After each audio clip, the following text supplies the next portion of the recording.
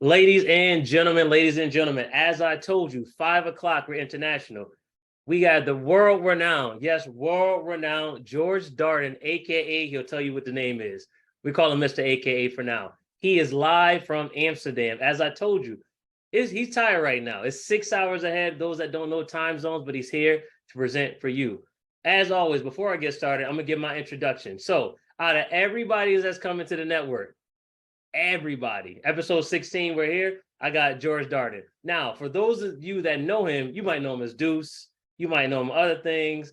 We go way back to playing basketball together, back to everything, living around the corner, hanging out, having conversations. But as an older statesman between the two of us, I've seen the growth and maturity of this gentleman right here, this brother right here, and I'm glad to call him my brother.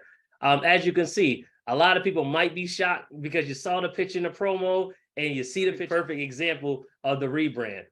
A lot of times, we just had the conversation this morning that some people in your life may get stuck on what they think you are in the past, and sometimes they don't let you progress to the future.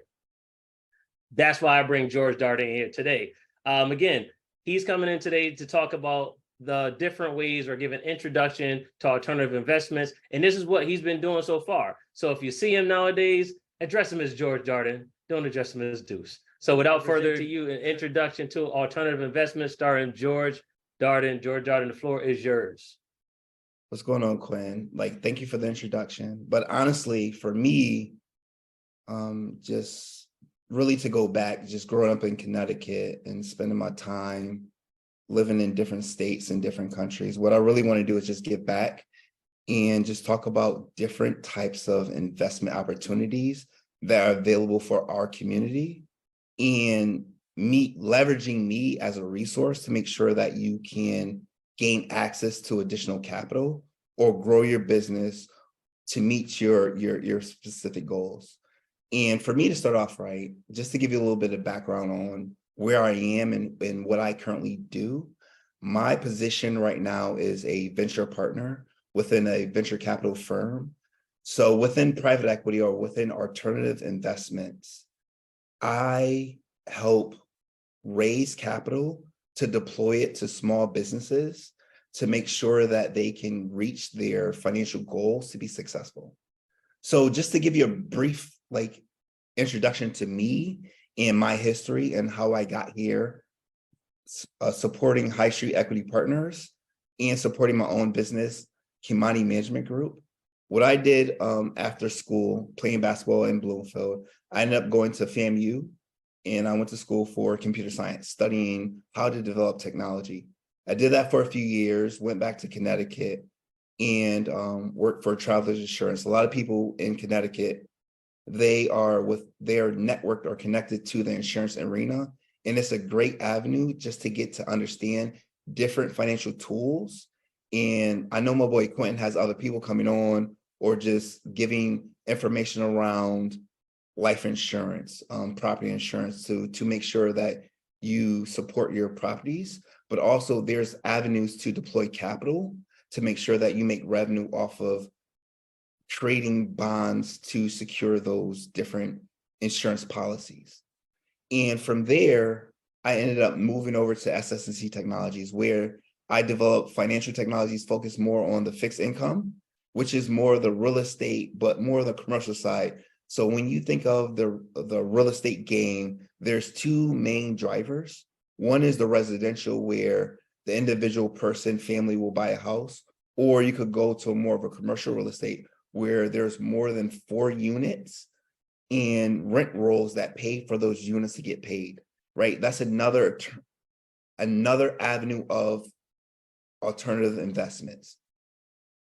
Once or after I developed software there, I actually ended up going back to school and I got my MBA in business at UConn, but then ended up switching over to the University of Hartford. From that position, I ended up moving to Chicago and taking on a new role, switching from software development to more giving advice for private equity firms at a smaller, mid-sized consulting firm. And at that point, I ended up getting exposed to understanding how you take information or documents or analysis from software to how executives look to deploy that capital and to purchase software companies. So I went from developing software to actually advising advisors and business owners, executives, and sponsors of buying software businesses. I did that for the last 6 years. I went through 3 different software or consulting firms, from West Monroe to Alvarez and Marsal into Deloitte, where I ended up playing or working and growing their strategy group around understanding private equity firms, strategic buyers, and strategic or software companies that wanted to be acquired. So for me, over the last 6 years, I spent that time working with some of the top private equity firms to look at their investment thesis. And if I just want to pause for a second, because some of the terms I'm using may not be common to a lot of people I'm talking to. So just to bring it down a little bit, or just to explain, when wealthy or when companies or institutions pool money together, what they end up doing is they come up with an agenda or a thesis. And in their thesis, their documentation, they have that they want to purchase a certain company and they want to hold it for a certain amount of years, and that they want to value, saying that this purchase price is high or low based on what they're valuing compared to their competitors. So to relate it to other type of industries, if you think about real estate and you think about you're purchasing your first home, my role as a consultant would be as a home inspector to look at the windows, the doors, see if there's any asbestos, to take that assessment and to go to the buyer, if it's you as a home buyer or as a owner or as a wealthy individual, to give you that information to sell that business. I took that experience and partnered with one of my friends that I went to college with, who ended up starting High Street Partners. And from that experience, he took his experience from college as being an operator for a smaller business and grew it to over, I want to say, around 1,000 employees, took that equity and became an angel investor. And what angel investors are is a certain type of class as you think about the initial phases of private capital. So you have angel investors and crowdfunding, right? You have venture capital firms, then you have private equity firms, then you have the public market. And initially, when you start up, or when you want to, after you have earned or generate enough capital, what individuals do is they deploy their own money as an angel investor into individual companies who are friends and families, and they come in from an earlier stage. And from that earlier stage, what they look to do is to understand or to validate a product or a service that their friend or family is looking to produce. And what they will do with that capital is that they will deploy it and they will look for a certain particular return. You could think of them like as a loan shark or any other avenue or any other naming what you think a person would do to give money out and to receive some type of income from that, or interest on top of that. From that return, as they mature in their career, they'll get returns back from that company. And then what they'll do is start to create an institution, bringing more people to help them deploy capital to make better decisions and identify companies. And for me, what I look to do is, as I transferred from that angel investor with my friends to this more venture capital level, is to identify companies within my network to deploy capital. So within High Street Equity Partners, we're looking to deploy around 300 to 600,000 within individual companies and firms to make sure that they grow. So we're looking for pre or post-revenue companies with a certain revenue target. But Quentin, we can jump into that. We can talk about different experiences. My experiences working as a consultant, working for larger firms, or around just angel investment, venture capital, or private equity, or going to that IPO or later stage companies. Like there's so much experience, there's so much knowledge I have going. I'm really here just to help explain or just to give more information around to our community. Let me pause there and just see, Quentin, if you have any questions, or I can just jump into just some different points.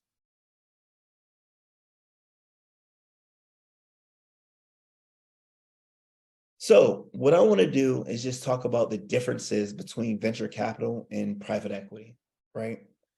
So as I think about venture capital and as I differentiate it from private equity, venture capital is focusing more around earlier stage companies. So think about your first year coming out, you have a startup business, or this is your first year within the business, and you have an idea. There's a few ways to generate capital or to make revenue to make sure that you can pay for your product or service, right? A, you can reach out to wealthy individuals. B, you can fund it yourself. Or C, you can work with institutions or businesses like my firm, High Street Equity Partners, to deploy capital in your vision. And within that vision for a venture capital firm, what people normally look to or look for is, what is your market? Who are you going after? What is your target size? Do you understand your TAM, your total addressable market? Do you understand your SOM, your sizable addressable market? And from there, what people will do is say that they can meet or reach those individuals based on a particular project or product. So for example, this past week, I actually ended up talking to a company where they sell feminine products. And this individual was looking to solve around the needs of making sure that the feminine products was developed correctly, which is made out of hemp products, and did not release bacteria or plastics into the body. And her product was, it's not, I want to say revolutionized, but it meets a certain need, right?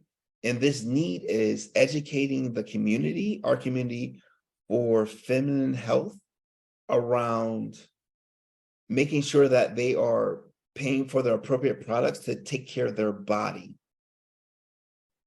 While we're still in a discovery phase of understanding if we should invest in this company, that's just a type of product that people look to develop and look for outside sourcing, similar to Shark Tank. But there's a community around that where there's more local to our community, our network, to make sure that we can work on that product, that idea, understand the market size from what you think as the TAM or the SOM, understand the unit economics on what it takes to build that product, and then to how to bring it to market and how to add on that additional marketing on top of it. So that's just one example on venture capital and how they can deploy capital or advice on growing it. When you look at more of that later stage on that private equity, that's more of a 7-year plus company. And from there, what companies or investors look for is that you've already developed your product, you've already developed a market. However, you are missing, or the company lacks the expertise or knowledge on how to skip or meet to that next level of taking their product or products, carving out or selling one business or others, and focusing on what that core value proposition is. And I know I'm going through a lot of words on how to shape or create a business and where venture capital and private equity comes into place. But what I would say at a simple form is, when you have a company that's less than $10 million or less than $50 million, you want to focus more on the venture capital.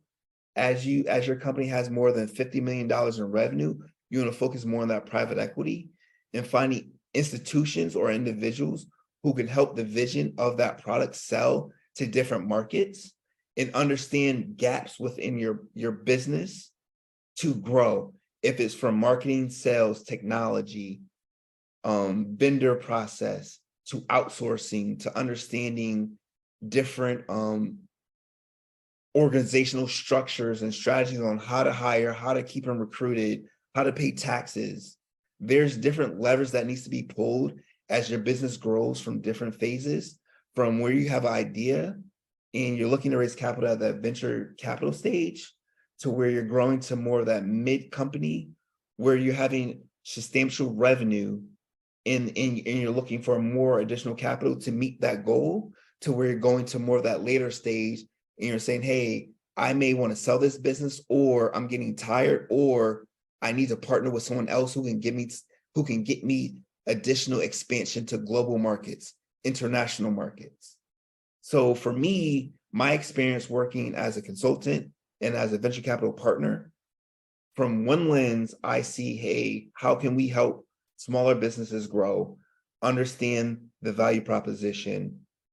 How can we identify customers, identify your product, identify the cost for that product, making sure we cut out additional spend, focus on your customer base, and then looking to bring in technologies, processes, documentations, procedures to grow your business, then looking for additional outlets or venture capital, private equity, hedge funds, wealthy individuals to invest in your vision to grow it to a bigger level. So for me, my experiences working within venture capital and private equity is just phenomenal. Q, let me just pause right there and just see if there's any questions for you or for like the audience. So one question was, what are the typical criteria and characteristics that private equity firms look for in potential investment opportunities? So, great question. For private equity, later stage, that means you have a revenue over, let's say, $50 million. You've been in business for more than 5 years. What they look for is a stable revenue, right? So you're selling a product, you have contracts in place, what is guaranteed for a longer period of time, so more than a year. They look for an organization that has more than, I want to say, 40 employees. They look for diversified customer base. So if for a company to really invest in a business, they don't want to see a company have more than, or have a pool, more than 80% of their revenue pooled within one customer. They want to see more diversification, more of a spread, more of a peanut butter approach on how many customers they have coming to their business. So as companies develop their business within this network, make sure you don't have 1 or 5 large customers, but you have 30 different customers that are paying you a certain amount of money to make sure that as people value your company, that you're making enough revenue. Make sure you have enough people supporting you, because if one thing that we look for is that key person risk.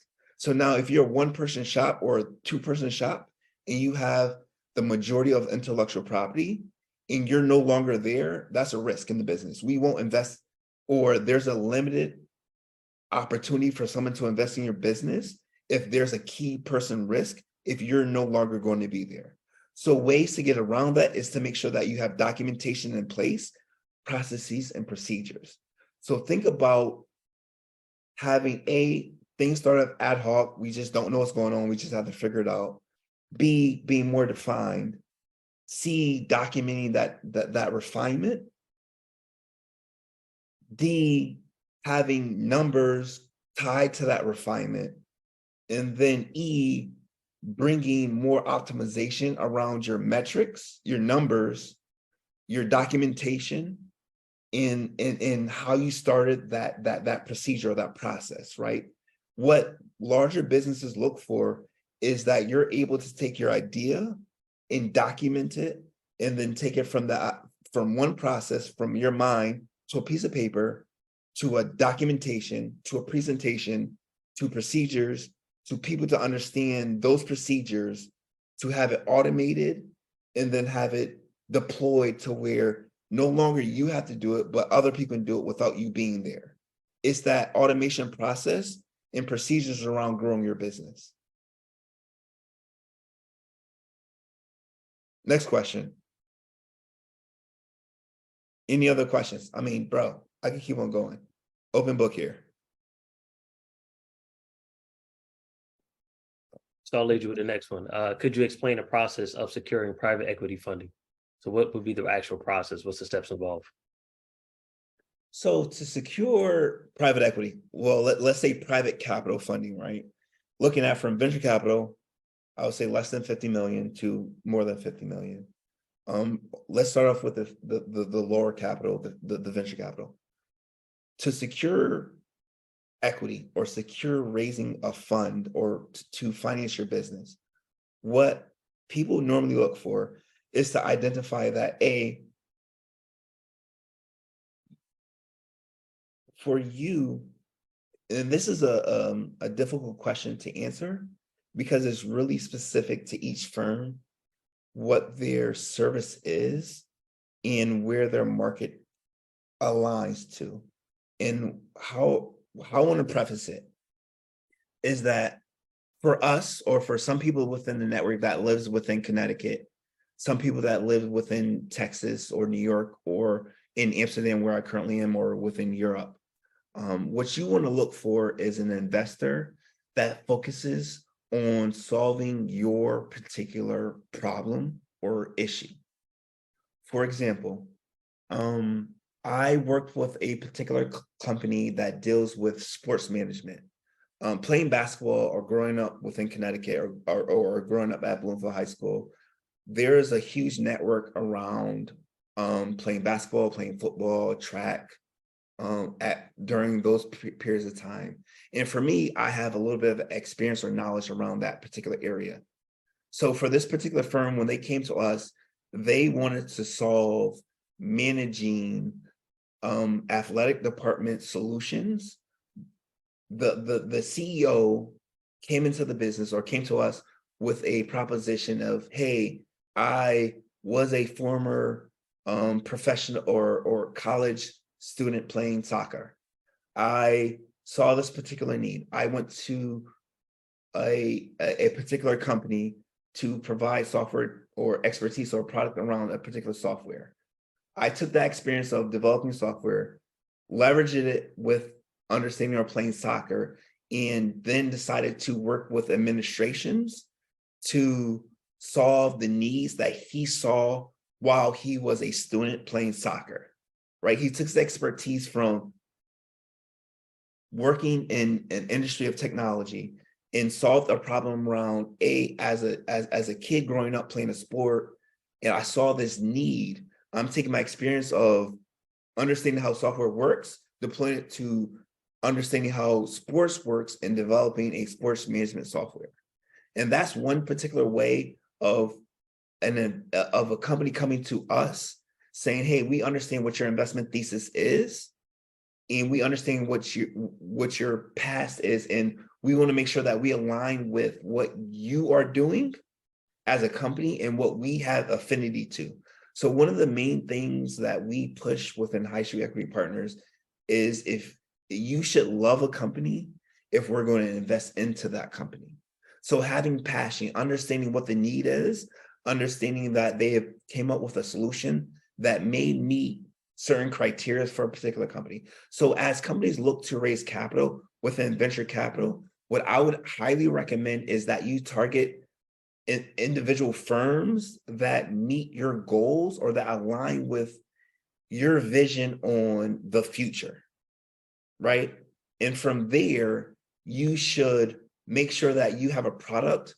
And it depends on if you're just on the idea stage, if you have a product already developed, if you already have customers.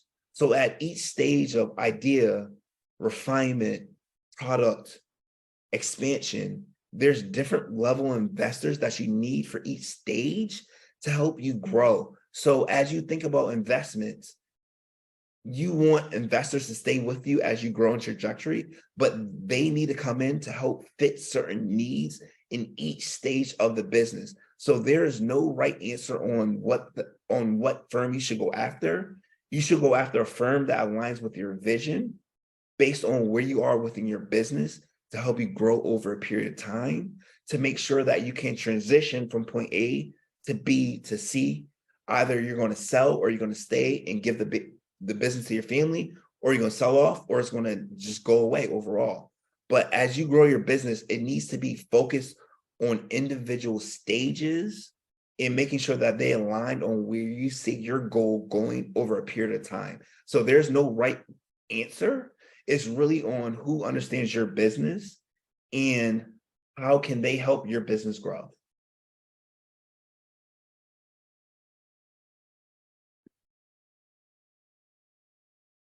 Hopefully that's a good enough answer for that one. I have a question. Go for it. Yeah. So I wanted to touch back when you spoke about the commercial buildings and with the multi-room and how Yep. you can kind of get some rooms to pay for the other rooms. Yep.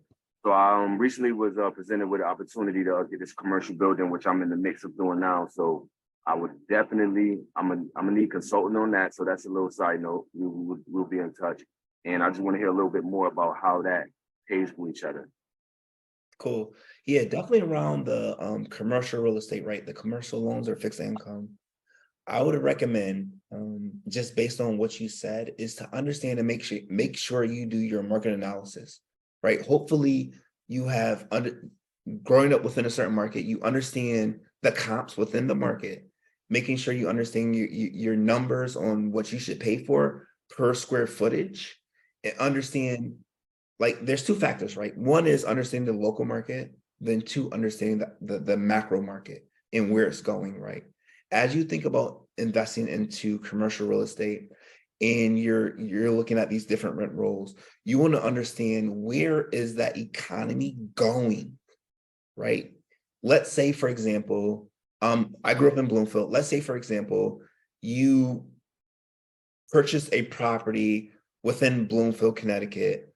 Let's say it's on next to the high school, a particular unit.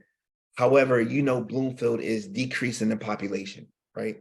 And you're buying this 4-unit family, and you're thinking you want to deploy it to younger individuals, knowing that the population is decreasing, right? That's not a recommendation to invest in that class. You may want to market or sell to a higher class or a different class based on the economics of the market that you're currently investing in. I'm not an expert, particularly within buying property, or I would say the market itself. I can give general advice around understanding the market and saying if this makes a qualitative decision, a correct qualitative decision. I'll put it in that way, Leslie. Yeah. Okay. Great question. So if I feel comfortable with the analysis, with the market need analysis, whether it's the local one or the macro one, and I want to move forward, how do I transition into getting the fund and the capital things to start to invest?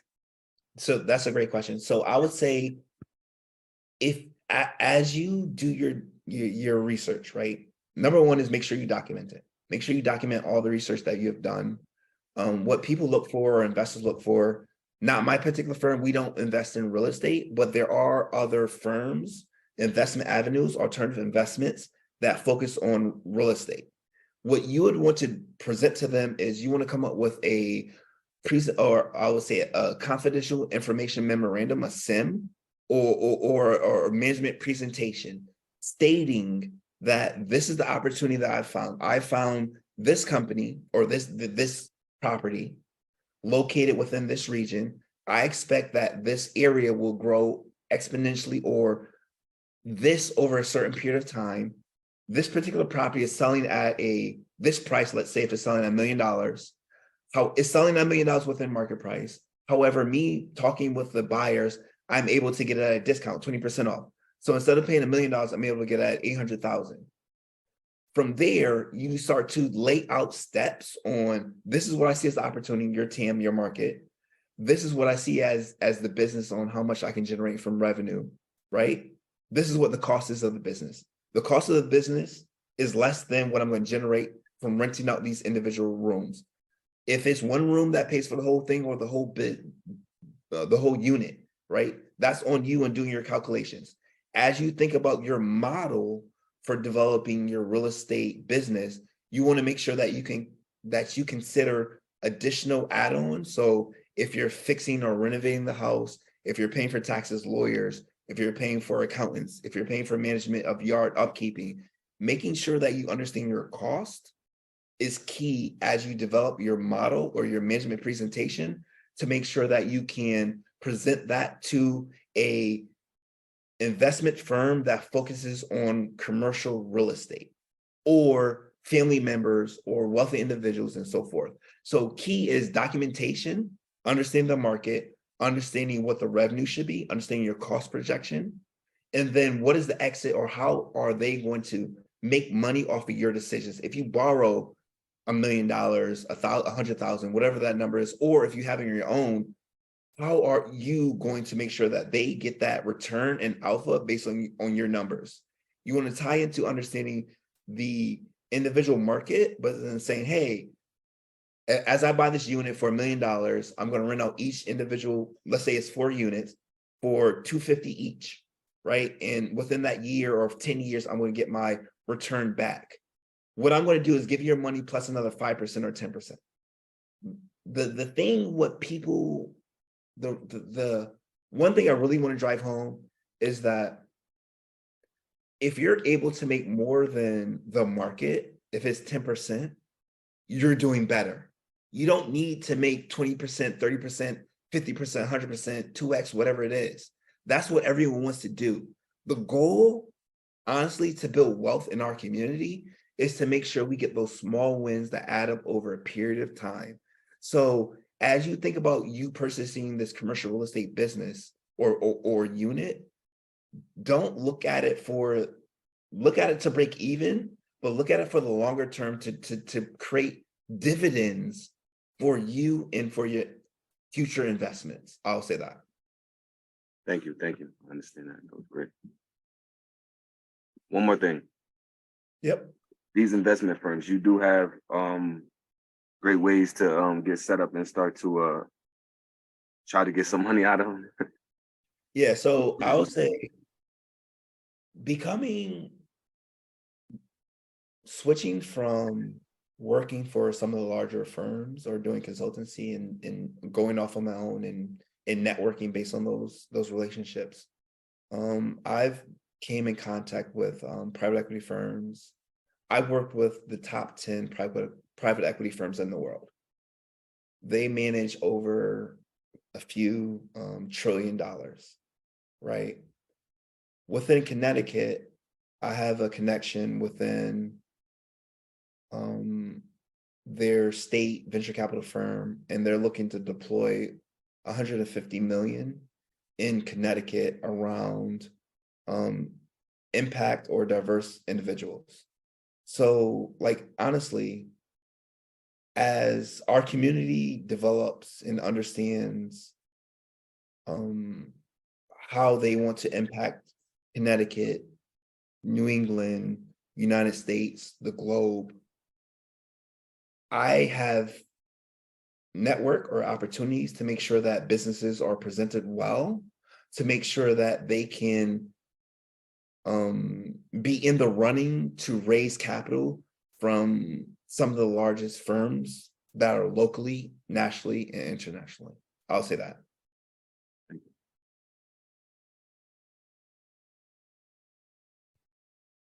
Great question. Q. Yep. Any other questions in the audience? Any other questions?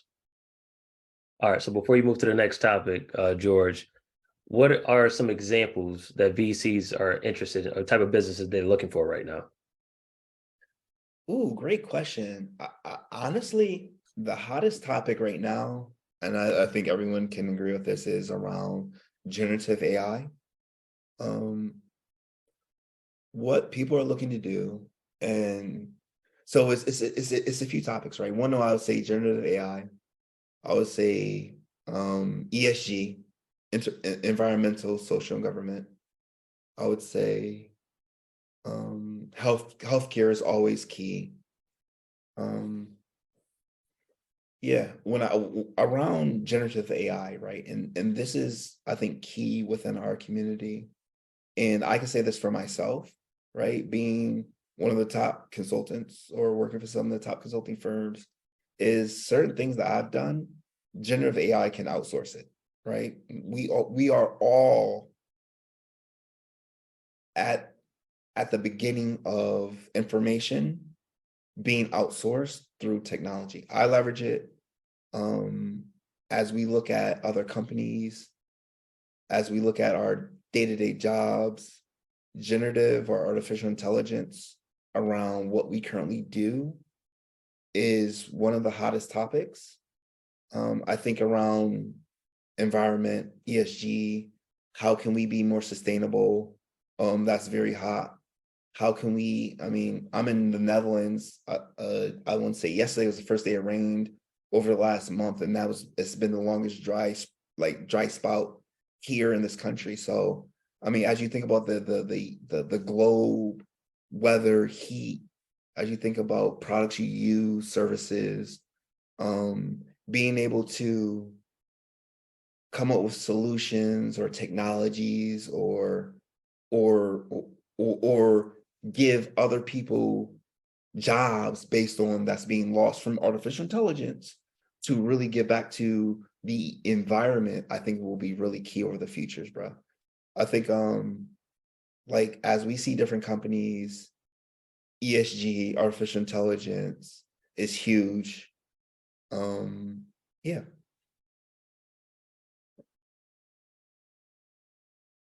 What else? Any other questions?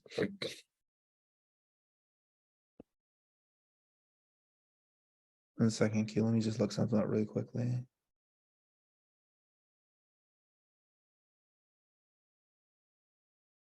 One minute. Hey, George. Hey. George, what was that second one you said, the ESG? You want to explain that one real quick again, please? So around the environmental, so I can dig a little bit deeper on that one. So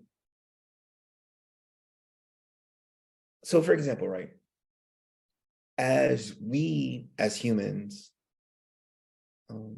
buy products, we create waste behind that product, right? There's a lot of energy that goes into creating a particular product.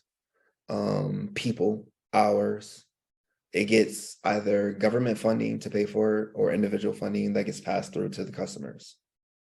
The goal, I think, for a lot of these individual larger companies is to really start to track how does products, or what is the infancy of that product? How's it being, the raw materials, taking those raw materials, right? And these are businesses that we can all get into, but farming, right? Those raw materials, or digging for those raw materials, put into some type of manufacturing operations to create a product or service behind it. How are you tracking what those raw materials, how are they grown, where are they sourced? Were there people in certain countries where political ideology is appropriate or not based on where you live, to developing or taking that raw material to be shaped or formed to an idea.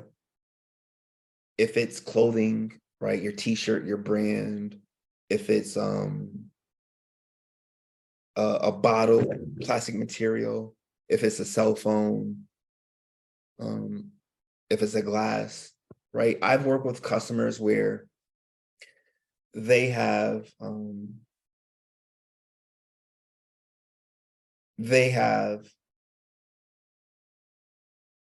part of this is I can't dig in too much into companies because I have confidentiality, non-disclosures on what I've actually done. But some of the companies that I worked with in the past, the reason why they were successful was they were able to identify a local resource. If it's raw materials, plastic, shape it and sell it to their community, right? Either from, for example, I work with a company where they are the #1 provider of selling fondant.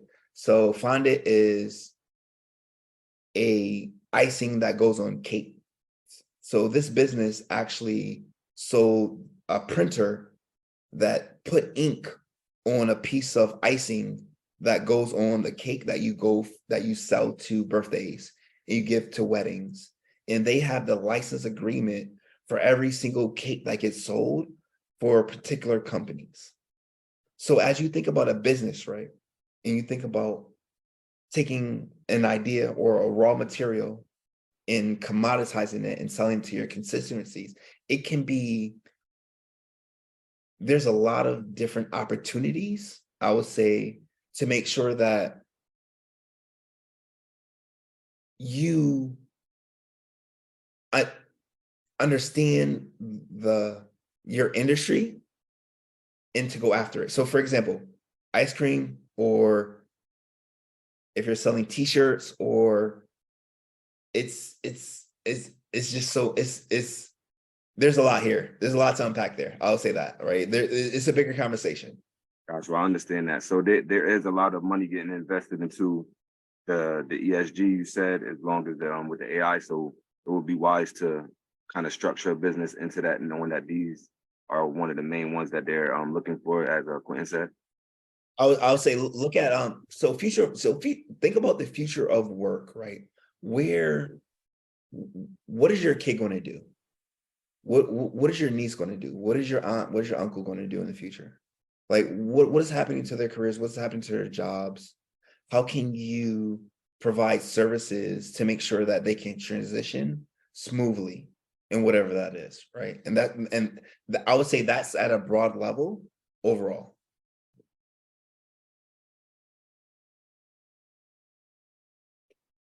Thank you.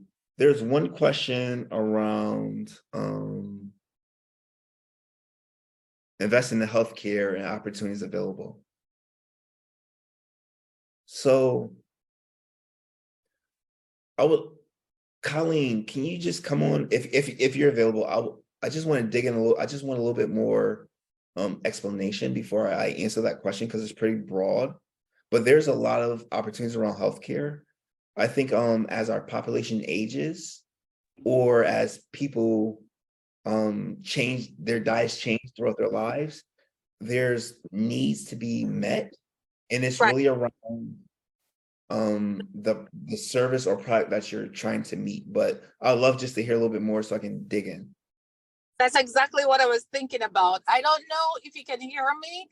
I'm driving, but that's what I was thinking about. As the population ages and things are changing, and just metabolic syndrome and diseases, chronic diseases, and, you know, just taking care of yourself.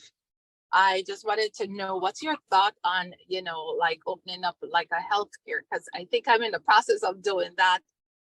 What are your thoughts on? Or what is it showing out there? That, because I know it's really needed, but I just wanted your perspective on that.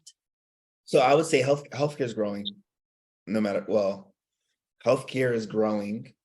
I would say, based on metabolic changes, what I'm seeing, there are a lot of investment opportunities and dollars flowing within the healthcare space and technology to support patients, if it's acute, right?